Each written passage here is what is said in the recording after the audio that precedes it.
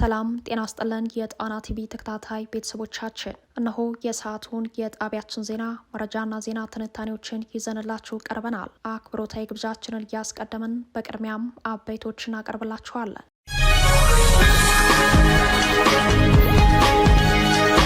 በደም የፈካው ነጻነታችን እስከ ሞት በምንታመንለት አማራነታችን ጽናት ይቀጥላል በሚል በወልቃይት ጠገዴ ሰቲት ሁመራ ዞን የህወሓትን የጦር ወረራ የሚያወግዝ ሰልፍ ሊካሄድ መሆኑ ተሰምተዋል። ሰልፉ የጸረ ወረራ ትግሉ አካል ነው ተብሏል። በሌላ በኩል በሱዳን ጠረፋማ አካባቢዎች የህወሓት ታጣቂዎች ወታደራዊ እንቅስቃሴ ማድረጉን የሚጠቁም ወታደራዊ መረጃ ወጥቷል። ዝርዝር መረጃው ተሰናድቷል። ቀዳሚው መረጃችን ነው። ህወሓት አመሻሹን በሊቀመንበሩ በኩል መግለጫ ወጥቷል። በመግለጫውም ለመነጋገር ፈቃደኛ ነኝ ሲል ለአፍሪካ ህብረት ኮሚሽን ምላሽ ሰጥቷል። መረጃውን ይዘናል። የቀድሞው የህወሓት ጄኔራል ገብረ እግዚአብሔር በየነ የሚመሩት የትግራይ ሰላም ኃይሎች ከህወሓት ታጣቂዎች ጋር በራያና አፋር አካባቢዎች አፍላ ውጊያ ላይ ናቸው። ውጊያው በከባድ መሳሪያ የታጀበ መሆኑም ተሰምቷል። አንደኛው የውጊያው ግንባር የመቀሌን ዋና መንገድ ለመቁረጥ ያለመ መሆኑም ተመላክቷል። በሌላ በኩል ባለፉት 24 ሰዓታት በትግራይ የተፈጸመው የድሮን ጥቃቶች ቁጥር 4 ደርሷል። አመሻሹን በጉዳዩ ላይ የወጡ ተጨማሪ መረጃዎችን ይዘናል። በእርስ በርስ ጦርነቶችና በድንበር ተሻጋሪ ግጭት ድግስ የተወጠረው የአፍሪካ ቀንድ የሀያላን አቅም መፈተሻ መሆኑ ቀጥሏል። የዓለማችን አደገኛው አሜሪካ ሰራሽ F-16 የተሰኘው የቱርክ ጀት ወደ አፍሪካ ቀንድ መግባቱ ተሰምቷል። አደገኛው ጀት ወደ አፍሪካ ቀንድ ምን ሊሰራ ገባ? ዜናችን ምላሽ አለው። እነዚህንና ሌሎችን ይዘናል። አሁን በቀጥታ ወደ ዝርዝር መረጃዎቹ እናምራለን።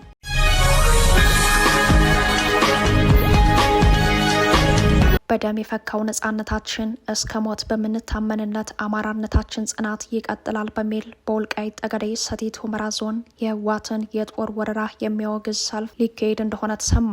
ሰልፉ የጸረ ወረራ ትግሉ አካል ነው ተብሏል። በሌላ በኩል በሱዳን ጠረፋማ አካባቢዎች የህወሓት ታጣቂዎች ወታደራዊ እንቅስቃሴ ማድረጋቸው ተሰምተዋል። የህወሓት ታጣቂዎች ከጥር 18 ጀምሮ በተከዜ ግንባር በተለይም በጠለምት ቀጠና የከፈቱት የወረራ ውጊያ ተከትሎ የጸረ ወረራ ተጋድሎ በመካሄድ ላይ ይገኛል። ይህንን ወረራ የሚያወግዝ ሰልፍ በጠለምት ማይጠምሪ ከተማ በሺዎች የሚቆጠሩ ሰልፈኞች የታደሙበት የተቃውሞ ሰልፍ ጥር 22 ቀን መካሄዱ ይታወሳል። ጠለምት አማራነቴ ይከበር የሚል ድምፁን አጉልቶ ባሰማ ማግስት የአደባባይ ተቃውሞ ሰልፉ ወደ ወልቃይት ሊሻገር መሆኑ ተሰምተዋል። በወልቃይት ጠገዴ ሰቲት ሁመራ ዞን በመጪው ሰኞ ጥር 25 ቀን የሚካሄደው የተቃውሞ ሰልፍ በአይነቱ ለየት ያለና በ10 ሺዎች የሚቆጠሩ የሚሳተፉበት እንደሚሆን ለጣና በደረሳት መረጃ ላይ ተመላክተዋል። በወልቃይት ጠገዴ ሰቲት ሁመራ ዞን የሚገኙ 5 ከተማ አስተዳደሮችና 4 ወረዳዎች በድምሩ በ9 ወረዳዎች የሚካሄደው የተቃውሞ ሰልፍ የወልቃይት ጠገዴ አማራ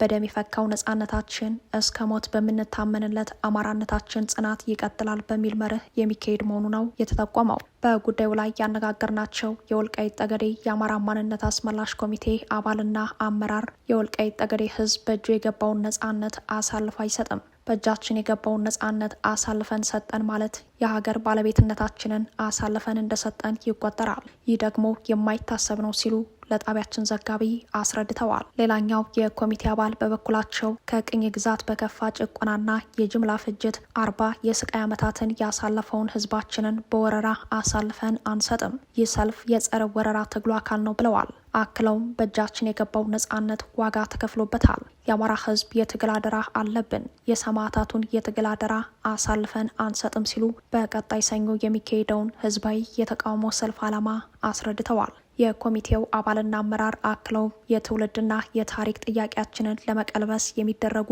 ማናቸውንም የኃይልና የፖለቲካ ሴራዎች አንቀበልም ብለዋል። ህጋዊና ፍትሐዊ የማንነት ትግል የትም ቦታ ተሸንፎ እንደማያውቅም ዛሬም በጽናት ቁመን በአደባባዩ እናሳያለን ሲሉ የህዝባዊ ሰልፉን ተጨማሪ ዓላማ አስረድተዋል። የወልቃይት ጠገዴ የአማራ ማንነትና ወሰን አስመላሽ ኮሚቴ አቋም የህዝባችን ጥያቄ በዘላቂ ሁኔታ ሳይመለስ ምንም አይነት እንቅስቃሴ አይኖርም የሚል ሲሆን ኮሚቴው ከሁሉ አስቀድሞ የአማራ ህዝብ ለዘመናት ዋጋ የከፈለበት ጥያቄው መልስ ያስፈልገዋል የሚል አቋሙን እንደያዘ ይገኛል። የወልቃይት ጠገዴ ህዝብ የታሪኩና የማንነቱ አካል ከሆነው የአማራ ህዝብ ጋር በዘላቂ አስተዳደር መጠቃለልና መተዳደር የማይደራደርበት ቀዳሚ ፍላጎቱ መሆኑን በትግሉ በማስመስከር ላይ ይገኛል። በመጪው ሰኞ በሚካሄደው ህዝባዊ ህዝባዊ የተቃውሞ ሰልፍ ዛሬ ላለንበት ነጻነት ዋጋ ከፍለንበታል፣ ወደ ኋላ ላንመለስም፣ ነጻ ወጥተናል የሚል መልእክት እንደሚተላለፍ የጋራ ትግል ቃል ኪዳን እንደሚታደስ ነው የተጠቆመው። የወልቃይት ጠገዴ ህዝብ በየጊዜው በተካሄዱ መድረኮች በሰልፍና በአዳራሽ ስብሰባዎች እንደገለጸው ታሪካችን፣ ስሪታችን፣ ማንነታችንና ስነልቦናችን ጎንደሬ አማራ ነው። ስለሆነም ማንም ኃይል ጣልቃ ገብቶ በማንነታችሁ እኔ ልወስን እንዲለን አንፈቅድም። አማራነታችን ወንጀል የሚሆንበት ዘመን ላይመለስ ተሸኝቷል በሚል ጽኑ አቋማቸውን እንደያዙ ይገኛል። ይህ በእንዲህ እንዳለም በሱዳን በኩል ሸረሪና ያለው አርሚ 7 ተብሎ የሚጠራው የህወሓት ታጣቂ ኃይል ወደ ሁመራ ውጊያ ለመክፈት ወታደራዊ እንቅስቃሴዎችን እንደጀመረ ዛሬ ጥር 23 ቀን ከአካባቢው የወጡ መረጃዎች ጠቁመዋል። ለሁመራ ከተማ ቅርብ በሆነው ጠረፋማ ስፍራ የተቀመጠው ታጣቂ ቡድኑ ከዚህ ቀደም የአቅም መፈተሻ የሙከራ ውጊያዎችን ሲያደርግ ቆይተዋል። የአሁኑ እንቅስቃሴው ህወሓት በጠለምት ቀጠና እየተመታ መሆኑን ተከትሎ ኃይል ለማዛባት ያደረገው ይሁን አሊያም ለማጥቃት ያለመ ስለመሆኑ የተረጋገጠ ነገር የለም። ወታደራዊ እንቅስቃሴዎቹ ግን ከወትሮ የተለየ ሆነው መታየታቸውን መረጃው ላይ ተመላክቷል። ይህ በእንዲህ እንዳለም ህወሓት ለመነጋገር ፈቃደኛ ነኝ ሲል ለአፍሪካ ህብረት ኮሚሽን ምላሽ ሰጥቷል። የህወሓት ሊቀመንበር ደብረጽዮን ገብረ ሚካኤል በሰጡት ምላሽ የአፍሪካ ህብረት የሰጠው መግለጫ ተቀባይነት ያለው መሆኑንና ህወሓት ለውይይት ዝግጁ መሆኑን ተናግረዋል። የአፍሪካ ህብረት ኮሚሽን ሊቀመንበር መሐመድ አሊ ዩሱፍ በትናንትናው ዕለት ያቀረቡትን ጥሪ ተከትሎ ለመነጋገር ዝግጁ ነኝ ያለው ህወሓት በአማራና አፋር በኩል ስለከፈተው ውጊያም ሆነ በትግራይ ክልል ስለተፈጸመው የድሮን ጥቃቶች ያለው ነገር የለም። ህወሓት ይህንን መግለጫ ባወጣበት በዛሬው ምሽት ቀኑን ሙሉ በተለያዩ ግንባሮች አውደ ውጊያዎች እንደቀጠሉ ስለመሆኑ በተከታዩ መረጃችን እንመለከተዋለን።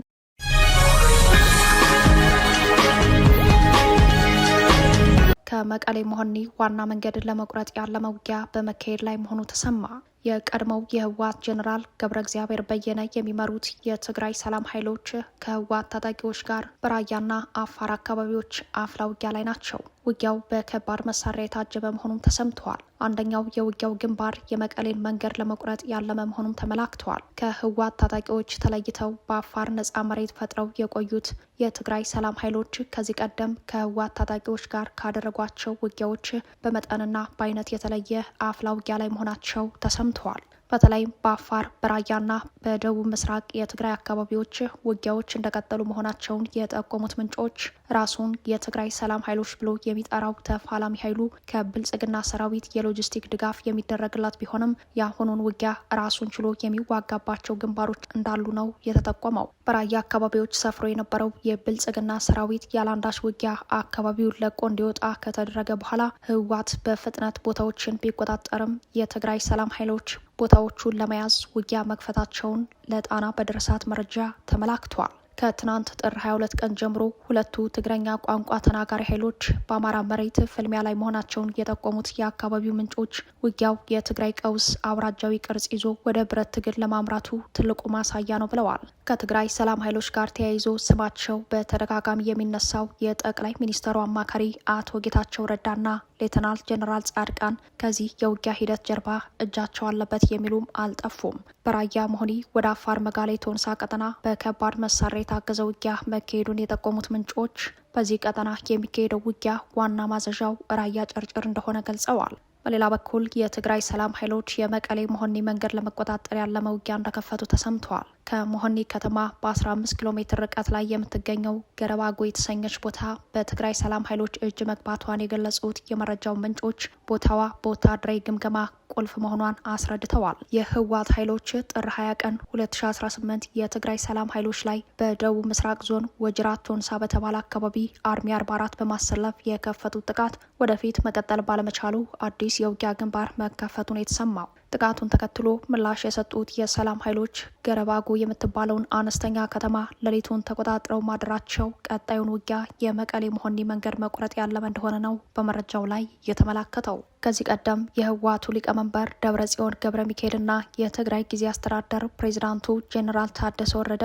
በተለያየ ጊዜ በሰጧቸው አስተያየቶች የትግራይ ሰላም ኃይል ታጣቂዎችን በፌዴራል መንግስቱ ይደገፋሉ ሲሉ መወንጀላቸው ይታወሳል። ደብረጽዮን በተጨማሪ ክሳቸው በነ ብርጋዴር ጄኔራል ገብረ እግዚአብሔር የሚመራውን ተፋላሚ ኃይል የስምረት ፓርቲ ታጣቂ ማለታቸው አይዘነጋም። የስምረት ፓርቲ አባል የሆኑት ጻድቃን ገብረተንሳይ ከዚህ ቀደም የትግራይ ወጣቶችና የህወሓት ታጣቂዎች የነጻ መሬት ተፋላሚዎችን እንዲቀላቀሉ ጥሪ ማቅረባቸው ይታወሳል። ጄኔራል ገብረ እግዚአብሔር በየነ ከዚህ ቀደም በሰጡት ማብራሪያ እስካሁን 3-4 ግንባሮች አሉን ማለታቸው ይታወሳል። ጄኔራሉ በህወሓት ሰራዊት ውስጥም ብዙ ኃይሎች አሉን፣ ከአራቱ ግንባር ትልቁ ኃይላችን የሚገኘው ትግራይ ውስጥ ነው ማለታቸው አይዘነጋም። ጄኔራል ገብረ እግዚአብሔር በ1974 ዓ.ም ህወሓትን የተቀላቀሉ ነባር የድርጅቱ ሰው ሲሆኑ ግለሰቡ የትውልድ ቦታቸው እንደርታ መሆኑ ከነ ደብረ ጽዮን የአድዋው ቡድን ጋር እንዲጋጩ ሳያስገድዳቸው አልቀረም። በአሁኑ ወቅት በአፋርና በራያ ቀጠናዎች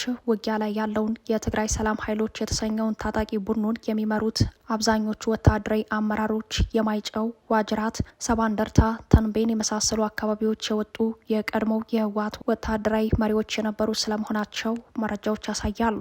ይህም በታጣቂ ቡድኑና በህወሓት ኃይሎች መካከል የሚካሄደውን ውጊያ ቢያንስ በአመራር ደረጃ ይፋዊ አውራጃዊ ቅርጽ የያዘ አድርጎታል። በተመሳሳይ ይኸው ታጣቂ ቡድን በጠለምት የተወሰኑ ቀበሌዎች ራሱን አደራጅቶ ለውጊያ መሰለፉን ታውቋል። ቡድኑ ህወሓትን ተከትሎ ትግራይን የመውረስ ዓላማ እንዳለው፣ ሆኖም የአማራ ታሪካዊ ርስቶችን የትግራይ ናቸው ብሎ የሚያምን መሆኑ ቀጣይ አደጋ መሆኑ ከወዲሁ በመታየት ላይ ነው የሚሉ የስጋት ምልከታዎችም ጎላ ብለው በመሰማት ላይ ናቸው። ይህ በእንዲህ እንዳለም በትግራይ ባለፉት 24 ሰዓታት ውስጥ 4 የድሮን ጥቃቶች መፈጸማቸው ተሰምተዋል። ጥቃቶቹ ከመሀል ትግራይ እስከ ጠረፍ ድረስ ያሉ ቀጠናዎችን ያካለሉ መሆናቸው በመረጃው ላይ ተመላክተዋል። ይህም የቀጣዩን ጦርነት ባህሪ ያሳየ ነው ተብለዋል። በትግራይ ባለፉት 24 ሰዓታት ውስጥ 4 የድሮን ጥቃቶች ተፈጽመዋል። በእንትጮ ገንደብታ ከተማና በአህፈሮም ወረዳ የተፈጸመው የድሮን ጥቃቶችን በእኩለ ቀን ዜና ወጃችን ማድረሳችን ይታወሳል። ዘግይተው የወጡ ወታደራዊ መረጃዎች እንደጠቆሙት በተንቤ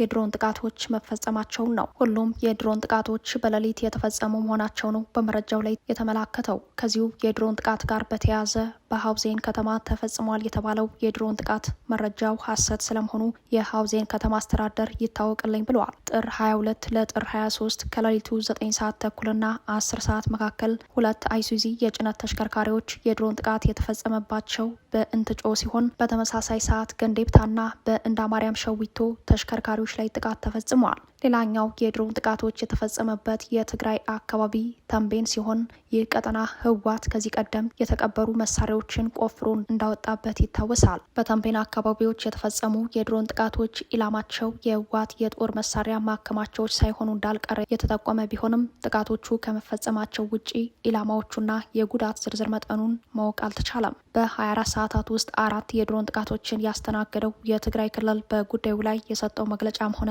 ምላሽ የለም።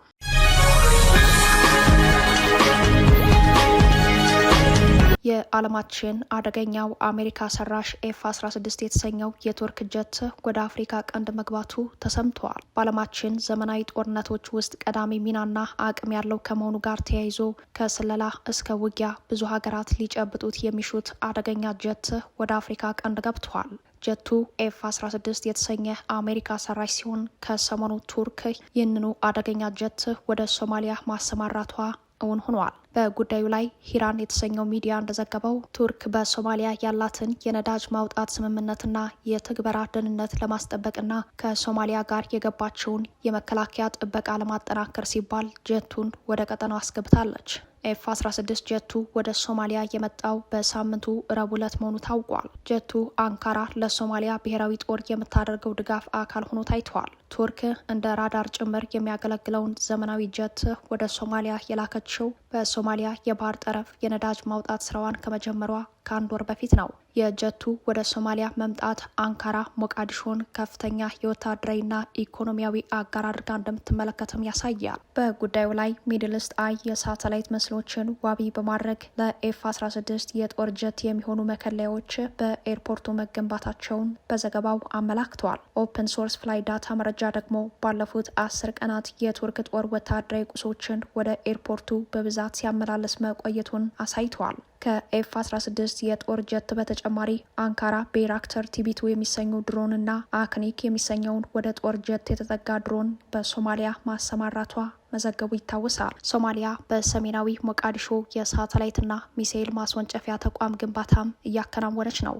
የቱርክ የዓለማችን አደገኛ ጀት ወደ ሶማሊያ ማስገባት በሶማሊያ እየተሰናዳ ካለው የጦር ዘመቻ ጋርም ተገጣጥሟል። ከዚሁ ጋር ተያይዞ ከሰሞኑ የሶማሊያ መንግስት አልሸባብ ላይ ከፍተኛ ዘመቻ ያሰናዳ ሲሆን ለዘመቻው ሲባል የሀገሪቱ የጦር አለቆች ሽግሽግና የሹመት ለውጥም ተደርጓል። አሁን ላይ የሶማሊያ ጦር አዛዥ ተደርገው የተሾሙት ብርጋዴር ጀነራል ኢብራሂም መሐመድ የጦር ትምህርታቸውን በቱርክ የተከታተሉ ናቸው። በቱርክ ብሔራዊ የመከላከያ ዩኒቨርሲቲ ልዩ ስልጠና የወሰዱት የጦር መሪው የሶማሊያ ጦር አዛዥ መደረጋቸው የአንካራ ተጽዕኖ በሞቃዲሾ መስፋቱን ያሳያል። ቱርክ አሜሪካ ሰራሹን ዘመናዊ ጀት ኤፍ-16ን ከታጠቁ ሀገራት መካከል አንዷ ስትሆን ጀቱን የጨበጠችው እንደ አውሮፓውያን አቆጣጠር በ2024 ነው። ይህ በእንዲህ እንዳለም በተባባሰው የቀጠና ቀውስ ዲፕሎማሲያዊ ውድቀት ኢትዮጵያን ከብዙ አደጋ ተጋላጭነቷን ያሰፉት የብልጽግናው አለቃ አብይ አህመድ በዛሬው ዕለት ከጅቡቲ ፕሬዚዳንት ኢስማኤል ኦማር ጊሌን እና የሶማሊያው ፕሬዚዳንት ሀሰን ሼክ መሐመድ ጋር በጅጅጋ መምከራቸው ተሰምተዋል።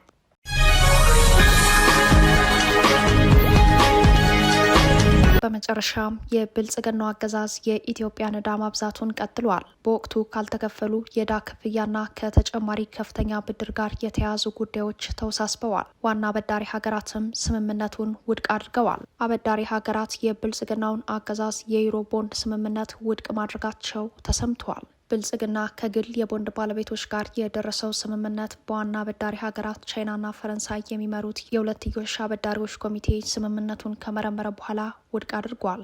ውሳኔው በጦረኛው ብልጽግና የ1 ቢሊዮን ዶላር የዩሮ ቦንድ ዕዳ ለመክፈል የከበዳት ኢትዮጵያን ይበልጥ አደጋ ላይ ጥሏል። ኮሚቴው ለገንዘብ ሚኒስቴር በላከውና በሚኒስቴሩ በኩል ይፋ በሆነው ደብዳቤ ላይ እንደሰፈረው ስምምነቱ የአበዳሪዎች ኮሚቴና የዓለም አቀፍ የገንዘብ ድርጅት IMF የሚከተሉትን የአበዳሪዎች እኩልነት መርህ እንዳልተከተለ ይጠቅሳል። በስምምነቱ ውስጥ የተካተተውና ኢትዮጵያ ወደፊት ኢኮኖሚዋ የሚሻሻል ከሆነ ለባለ ሀብቶቹ ተጨማሪ ክፍያ እንድትፈጽም የዕዳ ሽግሽጉን ሂደት ውስብስብ ከማድረጉም በላይ በአበዳሪዎች መካከል ከፍተኛ የሆነ የጥቅም ልዩነት እንዲፈጠር ማድረጉ በስጋት ተመላክተዋል። በጉዳዩ ላይ የብልጽግናው ገንዘብ ሚኒስቴር በሰጠው መግለጫ ሂደቱ ወደ ኋላ መመለሱ ቢያስቆጭም አሁንም ለድርድር ዝግጁ መሆኑን ገልጸዋል። ኢትዮጵያ የ1 ቢሊዮን ዶላር የዩሮ ቦንድ ብድር የወሰደችው እንደ አውሮፓውያን አቆጣጠር በ2014 ሲሆን ብድሩ ለ10 ዓመታት የሚቆይና በየዓመቱ 6.625 በመቶ ወለድ የሚከፈልበት ነበር።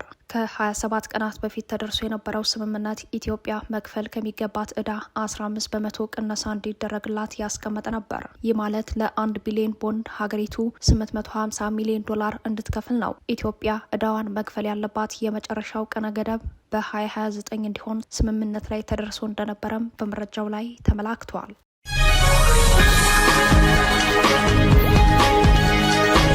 ክቡራትና ክቡራን ቤተሰቦቻችን ለሰዓቱ የተሰናዱት መረጃዎቻችን የተከታተሏችኋቸውን ይመስሉ ነበር። አብራችሁን ስለቆያችሁ ልባዊ ምስጋናችን ድረሳችሁ እያለን የጣና ቲቪ ወቅታዊ ዜናዎች፣ ትንታኔዎችና ልዩ ልዩ ፕሮግራሞች እንዲደርሷችሁ ቻናላችን ሰብስክራይብ በማድረግ ቤተሰብ ይሁኑ። በተሳትፎ የትግል ሚዲያውን እንዲያጠናክሩ ጥሪያችን እናቀርባለን። ጣና ቲቪ ከሀቅ ጋር